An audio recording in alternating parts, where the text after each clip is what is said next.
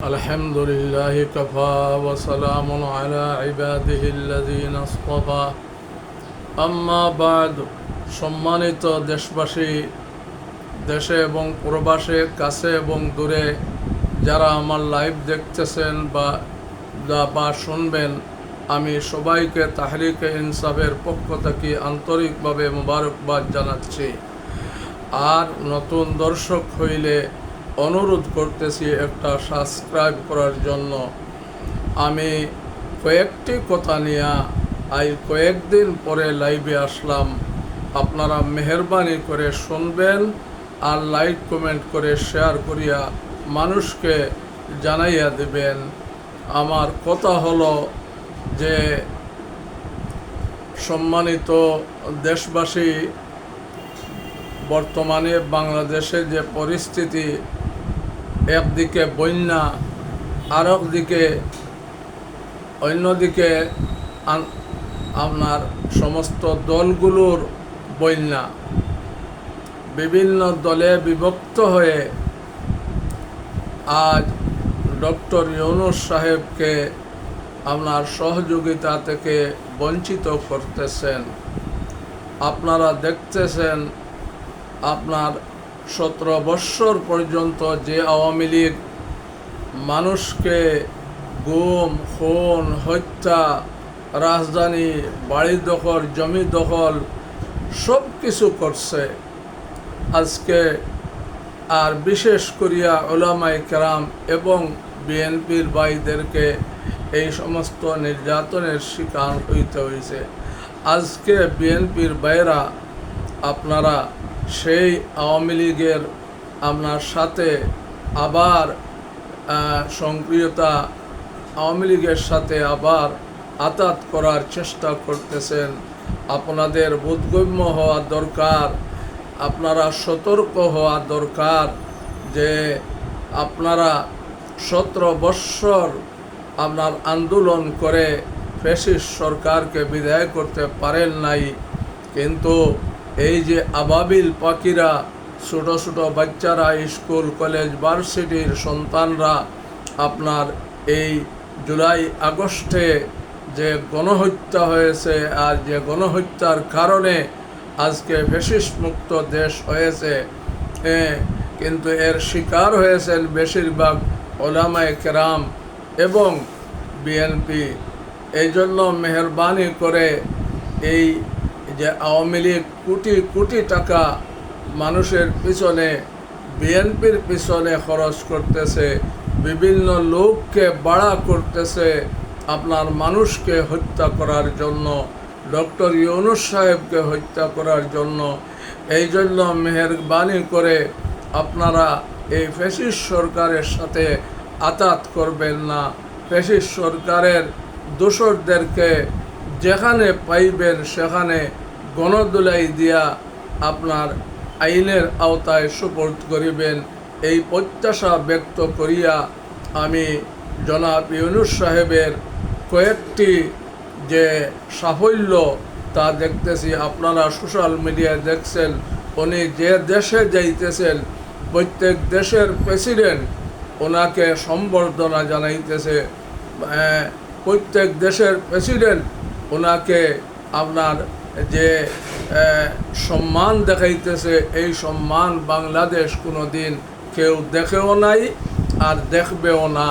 এই জন্য ডক্টর ইউনূস সাহেবকে আমি অনুরোধ করতেছি, 3 বাহিনীর প্রধান যেহেতু দেশের বাইরে, আপনি চেষ্টা করবেন এদেরকে দেশে না ঢোকার জন্য, দেশে না আসার জন্য আপনি চেষ্টা করবেন।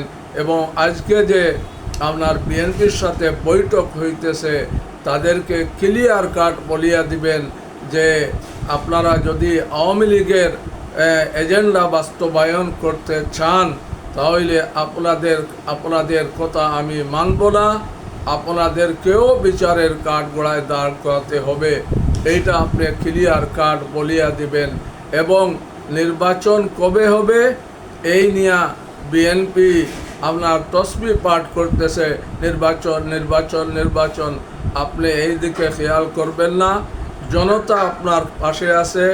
এই দেশের সমস্ত ছাত্র সমাজ, যুব সমাজ এবং উলামায়ে কেরাম এবং যত ইসলামী দল আছে সব আপনার পাশে আছে। এই জন্য এদেরকে ক্লিয়ার কাট বলিয়ে দিবেন যে আপনার নির্বাচন আমি যে তারিখ বলছি জুনে, এই জুনে হইবে। আর নতুবা আপনি আমরা আপামর জনতা নির্বাচন চায় না। আপনি কমাস কম 5 বছর কীভাবে থাকতে হয় এর বিধানটা আপনি আইনের মাধ্যমে আনেন, আনিয়া আপনি 5 বছর থাকেন। তা 5 বছর এই দেশটাকে আপনার একটা উন্নত রাষ্ট্রে পরিণত করেন। আপনি যে কাজগুলো আপনি হাতে নিয়েছেন, 7টা বিমানবন্দর অকেজু এইগুলোও কাজ চলতেছে এবং সমুদ্র বন্দরগুলোও আপনি আপনার কাজে হাত দিয়েছেন। তিস্তা ব্যারেজ নির্মাণ হইতেছে এবং ফারাক্কাবাদও নির্মাণ হইতেছে। এইগুলা এবং যে বিনিয়োগের জন্য বিদেশ থেকে যে ডেলিগেটগুলো আসতেছে এদের বিনিয়োগ বাধাগ্রস্ত হবে যদি আপনি জুনের মধ্যে নির্বাচন দিয়া দেন। এই জন্য আপনি যে কাজগুলো হাতে নিয়েছেন এগুলা সম্পন্ন করা না পর্যন্ত এবং সংস্কার কাজ সম্পন্ন না করে, বিচার কাজ সম্পন্ন না করে আপনি নির্বাচনের দিকে আগাইবেন না। জনগণ নির্বাচন চায় না, জনগণ আপনাকে চায়। আপনি এই দেশকে বহির্বিশ্বে যে মাথা উঠাইয়া দাঁড় করাইতেছেন এইটাই আপনার সমস্ত আপনার সাফল্য। এই জন্য আপনার সাফল্য কেউ দেখতেছে না, অথচ আপনি যে কাজগুলা করিয়া যাইতেছেন এইগুলা আপনার আমরা সোশ্যাল মিডিয়ায় দেখতেছি, সোশ্যাল মিডিয়ায় বলতেছি যে জনাব ইউনূস সাহেব আসার পর থেকে দেশের যে সমস্ত ঋণ, এই দেশ একটা দেউলিয়া ছিল, এই দেউলিয়া দেশকে আবার উনি দাঁড় করাইছেন। আপনার রিজার্ভে কোনো টাকা ছিল না, আজকে রিজার্ভ আপনার বাড়ছে, রিজার্ভে প্রায় 50,000 মিলিয়ন ডলার আপনার রিজার্ভে আসছে আর রিজার্ভ বাড়তে থাকবে। চায়নার সাথে আপনার যে ডেলিগেটগুলো চায়না থেকে আসছে প্রায় 150, আর এর সাথে আরও প্রায় 250 জন আসছেন। তাদের এই যেগুলা যে কোম্পানিতে তারা যে কোম্পানিগুলো তারা বাছাই করবে, যে কাজগুলো করবে তাদের সাথে আপনি চুক্তি করেন। আর চায়নাকে দিয়া আপনি তিস্তা ব্যারেজ, ফারাক্কাবাদ এবং আপনার যে সমুদ্র বন্দরগুলো আছে এইগুলা আপনি সঠিকভাবে চায়নাকে দিয়া আপনার কাজ করান। ইনশাআল্লাহ দেখবেন এই দেশ অতি সত্তর, যদি আপনি 5 বছর থাকেন তাহলে এই দেশ আপনার 2-3 বছরের ভিতরে সিঙ্গাপুরের উপরেও মাথা চাড়া দিবে, সিঙ্গাপুরের উপরে উঠিয়া যাইবে। এই জন্য মেহরবানি করি আপনি আপনার পদত্যাগ করবেন না।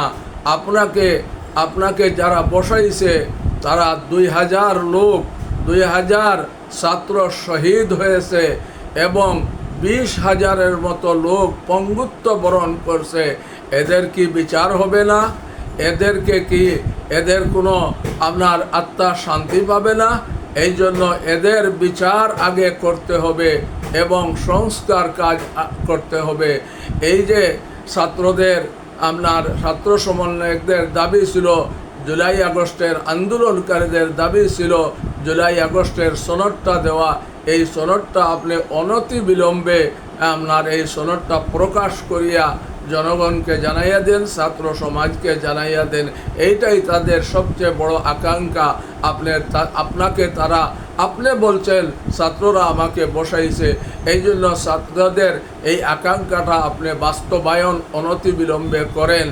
আর আজকে যে দলগুলা নিয়ে বসতেছেন, যে দল নিয়ে বিএনপিকে নিয়ে, তাদেরকে ক্লিয়ার কাট বলিয়া দেন যে আপনারা যদি আওয়ামী লীগের প্রেসক্রিপশন বাস্তবায়ন করতে চান তাহলে আপনাদের সাথে আমি নাই, জনগণ আপনাদের পাশে থাকবে না, এটা ক্লিয়ার কাট বলিয়া দেন। আর সমস্ত ইসলামী দলগুলাকে বলবো, আপনারা যেহেতু ঐক্য ধারণ করেছেন, একট্টা হয়েছেন, এই জন্য আপনাদের ঐক্যর মধ্যে যেন ফাটল ধরাইতে না পারে, এই জন্য সব ঐক্য ধারণ করেন। সব ইসলামী দলগুলা যদি ঐক্য ধারণ করে, তাহলে জনতাও যারা বিএনপি করে বা আওয়ামী লীগ করে এরাও আপনার পাশে পাবেন, ওলা ইসলামী দলগুলার পাশে পাবেন। এই জন্য আপনারা ঐক্যের কোনো বিকল্প নাই। আপনারা ঐক্য ধারণ করে এই দেশটাকে এগিয়ে নেওয়ার জন্য আপনারা চেষ্টা করেন। মাননীয় উপদেষ্টা, আপনাকে আরেকটা আরজ করতেছি, আপনার উপদেষ্টা বৃন্দের মধ্যে যারা ফ্যাসিস্ট রয়েছেন, এদেরকে ফ্যাসিস্ট সরকারের আপনার কাজ বাস্তবায়ন করতেছেন, এদেরকে আপনি চিহ্নিত করিয়া এদেরকে উপদেষ্টা পদ থেকে আপনি বহিষ্কার করেন। এইটা জনগণের দাবি, এইটা আপনি পূরণ করেন, এদেরকে বহিষ্কার করেন। আর সংস্কার কাজ আর বিচার কাজ দ্রুত আপনি আরম্ভ করিয়া, বিচার কাজ তো কালকে ইনশাল্লাহ দেখলাম লাইভে আরম্ভ হয়েছে। আপনি সাথে সাথে আপনার এই সংস্কার কাজও আপনার দ্রুত সম্পন্ন করেন। আপনার কাছে এই আরজ, আপনার জনতা আপনার পাশে আছে, থাকবে। আপনি এমন কোনো আইন করেন, এমন কোনো বিধান করেন, যে বিধানের মাধ্যমে, যে আইনের মাধ্যমে আপনার রাষ্ট্রপতি আর সেনাপ্রধানকে আপনার বহিষ্কার করা যায়। এই চেষ্টাটা করে, এই দুইজন যদি বহিষ্কার হয়ে যায়, এই দুইজনকে সরাতে পারলে আপনি নির্বিঘ্নে কাজ করতে পারবেন। আর এই যে করিডোর নিয়ে যে সমস্যা দেখা দিছে, এই করিডোর, এইটা তো মানবিক করিডোর।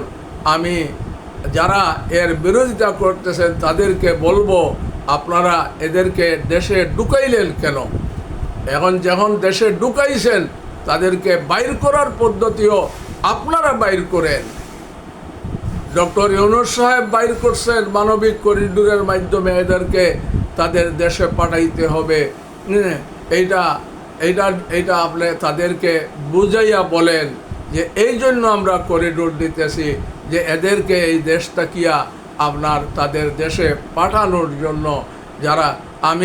যারা বিরোধিতা করতেছেন তাদেরকে বলবো, ভারতকে যে করিডোর দিয়েছিলেন, আপনার ট্রেন করিডোর দিয়েছেন, আপনার সড়ক পথ করিডোর দিয়েছেন, আপনার বন্দরগুলা তাদের কাছে দিয়েছেন, তখন আপনারা বাধা দিলেন না কেন? আর এখন মানবিক করিডোর দিতে আপনারা বাধা দিতেছেন কেন? আপনি তাদের কাছে এই জবাব চাইবেন। আপনার যে দুর্বলতা আছে, এই দুর্বলতাকে সরান। আর অযথা কোনো আপনার কাজে হাত দিবেন না। অযথা কোনো কাজ হাত দিলে আপনি বিপাকে পড়বেন, আপনি সমালোচনার সম্মুখীন হবেন। এই জন্য মেহরবানি করিয়া আপনি আপনার এই এমন কোনো আইন করিয়া আপনি 5টা বৎসরের জন্য আপনার রাষ্ট্রপতির দায়িত্ব নেন, তখন দেখবেন আর কেউ মাথা চাড়া দিয়ে উঠতে পারবে না, কেউ রাস্তায়ও নামবে না। এবং আইন করেন যে রাস্তার মধ্যে রাস্তা বন্ধ করিয়া কেউ কোনো সমাবেশ করতে পারবে না, কোনো ধরনের প্রস্তাব নিয়ে রাস্তায় দাঁড়াইতে পারবে না। এটা আইন করিয়া নিষিদ্ধ করিয়া দেন। এই আবদার আপনার খেদমতে রাখিয়া আবার আরজ করতেছি, সমস্ত উলামায়ে কেরাম ইসলামী দলগুলো ঐক্য করছেন, ঐক্য ধারণ করিয়া থাকেন। আর ফ্যাসিস্ট সরকার যেন দেশে আর কোনো অরাজকতা সৃষ্টি না করতে পারে, সবাই সম্মিলিত হইয়া তার মোকাবিলা করার জন্য সবাই যার আপনার সামর্থ্য দিয়া আপনার ঝাঁপিয়া পড়বেন। এই আবদার রাখিয়া আমার লাইভ শেষ করতেছি। খুদা হাফিজ। আসসালামু আলাইকুম ওয়া রাহমাতুল্লাহ।